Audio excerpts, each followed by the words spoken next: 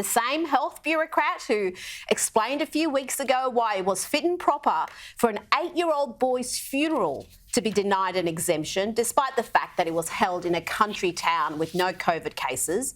He now wants you to accept uncritically that it's perfectly fine for him to travel well beyond 25 kilometres for a get-together, and he is backed up 100% by Acting Premier James Merlino.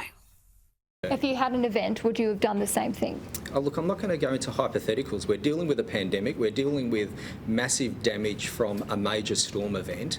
I'm simply not going to stand here and talk about hypotheticals. Do you think an event that could have been done on video conferencing, like the rest of the country for the last 14, 16 months? Look, there are some activities that can be done online. There are some activities that require people to move around this country, and people can move around within the rules. But this was a dinner and an awards ceremony. Is that something that's essential that you need to go for, that you would have gone for? Look, all I can say is that this was a work-related event. It was appropriate that the show was there.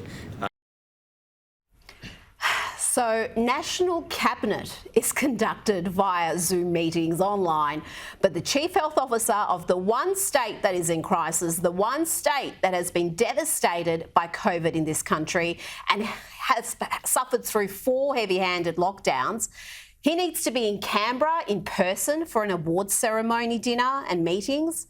The Chief Health Officer of New South Wales reportedly wasn't in Canberra. She took part in the meeting online, as did reportedly the Chief Health Officers of West Australia and Northern Territory. But Brett Sutton, who this week handed down another clownish directive that has devastated Victoria's ski field operators, feels entitled to travel interstate for a meeting and awards night. It's just the latest act of hypocrisy from politicians and public health bureaucrats who have plunged Victoria into multiple lockdowns, destroyed thousands of businesses and livelihoods without ever losing a cent of income themselves. And as I mentioned earlier, Sutton and co have continued their comedy hijinks with a series of new absurd health directives.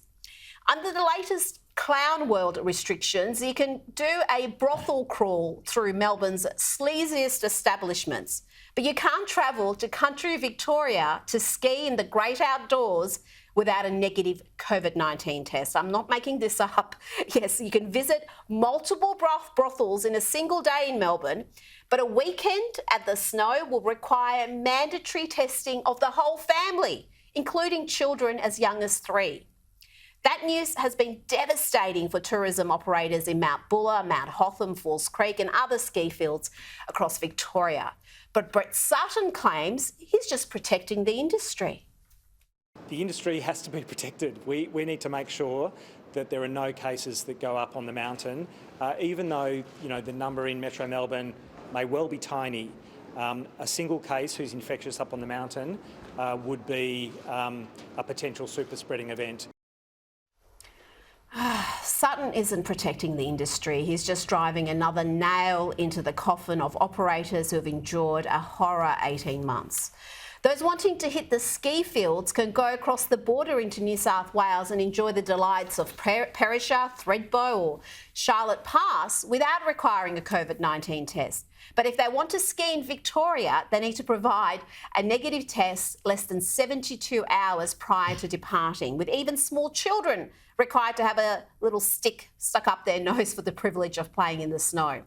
No wonder operators are devastated by this latest harebrained health directive. They have already seen bookings cancelled. Falls Creek Chamber of Commerce President Lisa Logan said, "We are absolutely being victimised by all of this when it's not required for any other destination. Literally, before I even knew the news, people were cancelling their bookings. The fact that Thredbo and Perisher in New South Wales have been able to operate is like rubbing salt into the wounds. They're treating us like children." This Victorian bureaucracy is divorced from the real world and the grave consequences of their decisions. Lockdown 4 was unnecessary, destructive overreaction from a state government and health bureaucracy that appear incapable of a proportionate response. The single-minded focus on coronavirus has seen them fail on every front, with Victoria responsible for 90% of all COVID-19 deaths in Australia and suffering from a range of devastating health, economic and societal implications of repeated lockdowns.